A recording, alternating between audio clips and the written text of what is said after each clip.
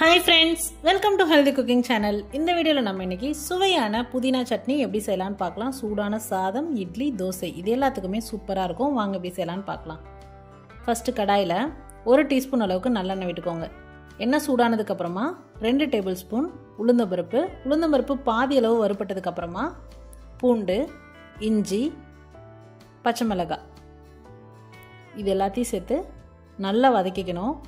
அடுத்ததா சுத்தம் பண்ணி வச்சிருக்கக்கூடிய புதினா இலைகளை சேர்த்துக்கலாம். நான் இன்றைக்கி 1 கட்டு அளவுக்கு ஒரு சின்ன கட்டு புதினா சேர்த்துருக்கேன்.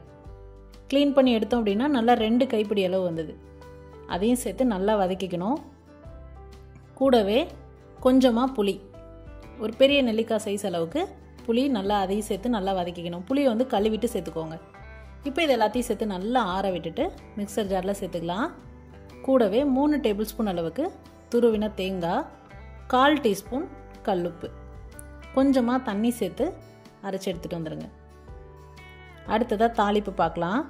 1 டீஸ்பூன் அளவுக்கு நல்லெண்ணெய், எண்ணெய் சூடானதுக்கப்புறமா 1/4 டீஸ்பூன் கடுகு, 1/2 டீஸ்பூன் உளுத்தம்பருப்பு, 1 கொத்து கருவேப்பிலை, 1 காய்ந்த மிளகாய் இது எல்லாத்தையும் சேர்த்து நல்லா செவக்க வறுத்துக்கலாம்.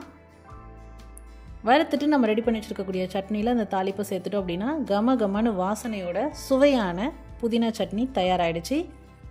நான் ஏற்கனவே சொன்னது போல் இட்லி, தோசை, சூடான சாதத்து கூட நல்லெண்ணெய் வச்சு பரிமாறலாம். சூப்பராக இருக்கும். ட்ரை பண்ணி பார்த்துட்டு உங்கள் கமெண்ட் மறக்காமல் சொல்லுங்கள் ஃப்ரெண்ட்ஸ். இது போன்ற ஹெல்தி ரெசிபீஸ்க்கு மறக்காமல் ஹெல்தி குக்கிங் சேனலை சப்ஸ்கிரைப் பண்ணுங்கள்.